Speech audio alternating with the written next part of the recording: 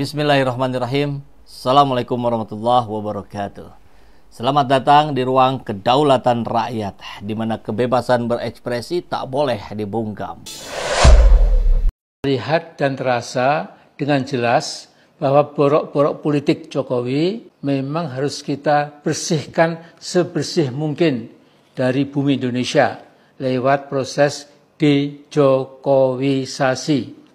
Nah, Jokowi yang tidak punya ijazah SD dan SMP yang otentik ternyata mampu merobek-robek wajah demokrasi Indonesia. Perlakuannya pada konstitusi secara ugal-ugalan, juga hobi ganasnya membuat utang luar negeri seenaknya sendiri, prestasinya dalam memecah belah bangsa, juga kesuksesannya berbohong dan menganggap bangsa Indonesia sebodoh dirinya, tidak ada yang bisa mengingkari. Itulah Saudara Jokowi. Nah, kegegabahan dan kekonyolan politiknya tercermin dalam memaksakan perpindahan ibu kota kita dari Jakarta ke Kalimantan Timur, tepatnya di Kabupaten Penajam Pasir Utara. Saudaraku, memindah ibu kota Indonesia, negara terbesar nomor 4 di muka bumi, dilakukan secara serampangan, sekedar refleksi keinginan pribadinya yang sempit dan picik.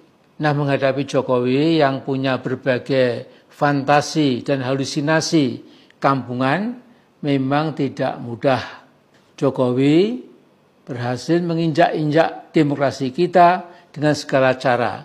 DPR, DPD, MPR sudah dikooptasi secara brutal supaya bersikap seragam tunduk pada Joko Widodo. Juga lembaga tinggi semisal Mahkamah Agung, Mahkamah Konstitusi, KPK ditundukkan untuk memfasilitasi ambisinya untuk menjadikan anak-anaknya yang masih ingusan bisa melambung ke posisi puncak, yang bungsu dipermudah untuk mengkudeta sebuah partai dan supaya bisa jadi gubernur di Jawa Tengah dengan segala cara. Sahabat Ujet, kita akan mencoba menerka, membaca arah pikiran dari seorang Prabowo Subianto. Akan kemana mengarahkan kapal yang bernama Indonesia Raya ini?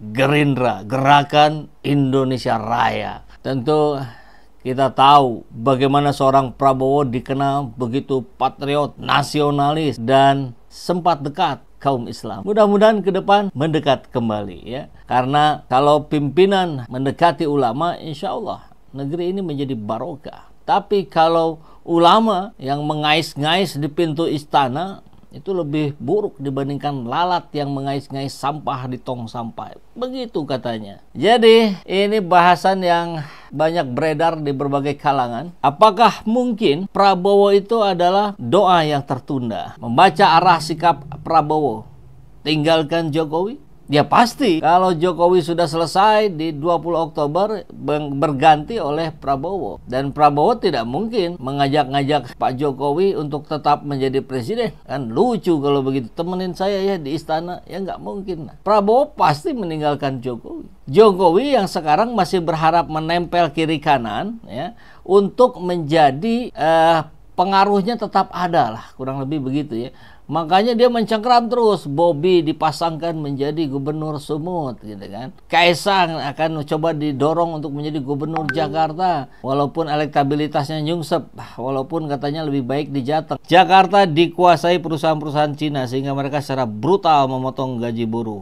Oke, baik ya. Nanti di video lain kita akan coba bahas khusus untuk yang persoalan buruh.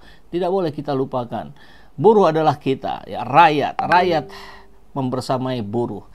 Dan bocorannya setelah Prabowo jadi presiden, akan sahkan DPA setara lembaga tinggi. Itu tadi yang barusan kita bahas, bahwa sangat mungkin Jokowi akan berusaha tetap berada di lingkar kekuasaan dengan menjadi ketua DPA barangkali. Ya nggak apa-apa, silakan saja Anda bermuat sekehendak hatimu, tapi kita rakyat tidak akan diam saja. Kita akan terus menekan. Karena kita tahu juga bagaimana seorang Prabowo, saya kira pada satu saat nanti, pada saat dia telah menjadi presiden, tentu tidak mau juga terus-menerus mengekor pada guru politiknya. Kan Prabowo mengaku Jokowi ini guru politiknya.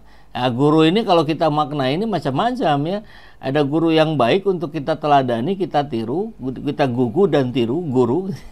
Tapi ada juga kan, kita tahu juga ada guru-guru yang nggak benar, yaitu jangan kita ikuti. Bisa jadi kan begitu, diberikan contoh baik untuk diikuti, diberikan contoh buruk untuk tidak diikuti. Mungkin nanti Prabowo akan menjelaskan begitu, kita tunggu saja nanti ya. Terutama kalau Anies Baswedan berhasil menjadi calon gubernur, jadi calon gubernur loh, bukan gubernur, jadi calon gubernur. Saya kira ini adalah satu prestasi dari Prabowo. Kenapa? Karena Prabowo sangat mungkin juga menjegal Anies ya, bersama-sama dengan Jokowi tentu ya.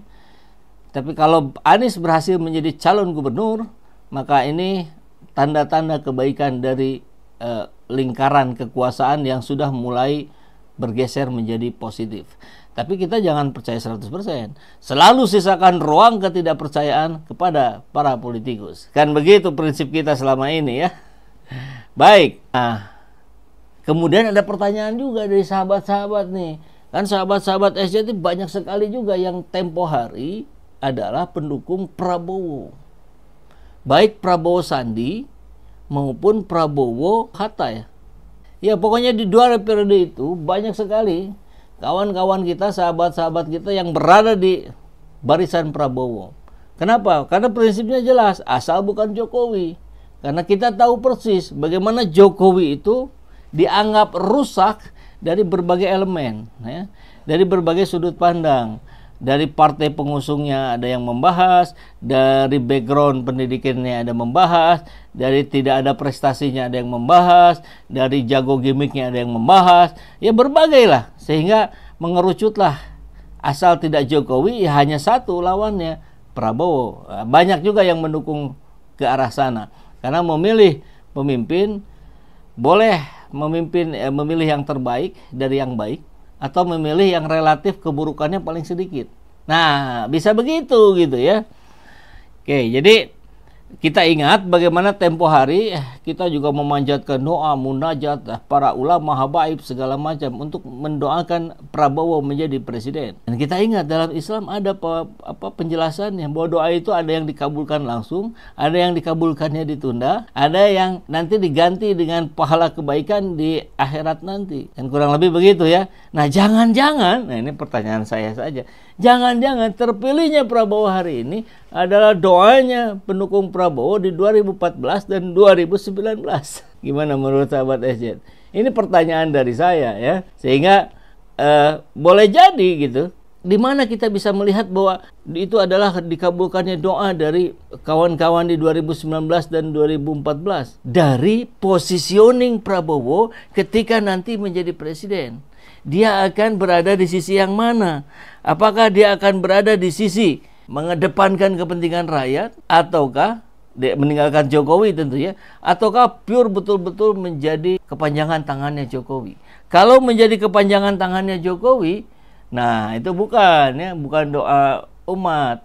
Itu adalah sebuah konsep pengkhianatan yang berlangsung dari sejak Prabowo menjadi menteri.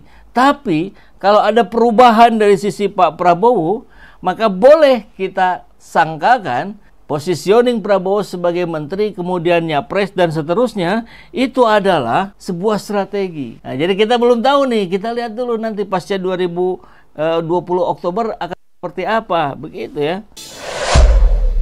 Sahabat SJ Channel semua, terima kasih ya sudah menonton video ini. Saya sangat senang sekali bisa berbagi konten video ini dengan sahabat SJ Channel semua. Ya, jika Bapak dan Ibu sahabat SJ Channel semua suka dengan video ini, jangan lupa klik tombol like di bawah ini. Like dari Bapak dan Ibu benar-benar akan membantu video ini untuk bisa dilihat lebih banyak orang-orang yang lain yang bisa bergabung ke sini. Dan pastikan untuk subscribe channel ini dan aktifkan lonceng notifikasinya agar sahabat SJ Channel semua nggak ketinggalan video-video terbaru dari saya. Saya juga ingin tahu pendapat sahabat SJ Channel semua. Jangan ragu, tinggalkan komentar di bawah. Saya selalu senang membaca dan merespon komentar dari sahabat SZ Channel semua. Sekarang, buat sahabat SZ yang ingin mendukung channel ini lebih jauh lagi dan mendapatkan banyak keuntungan eksklusif, sahabat SZ bisa menjadi member dari channel ini. Dengan menjadi member, sahabat SZ akan mendapatkan akses ke konten-konten eksklusif, badge spesial di sebelah nama sahabat SZ Channel semua, dan emoji custom yang hanya tersedia untuk member saja. Selama live streaming, sahabat SZ bisa gunakan super chat, super sticker untuk membuat pesan-pesan yang dibuat jadi lebih mudah kelihatan, dan kita bisa berinteraksi dengan lebih dekat. Dan jika sahabat SZ sudah menonton video ini atau setelah live stream selesai, bisa juga memberikan super thanks. Ini adalah cara yang keren untuk menunjukkan apresiasi untuk perjuangan kita bersama-sama ya. Sampai jumpa di video berikutnya.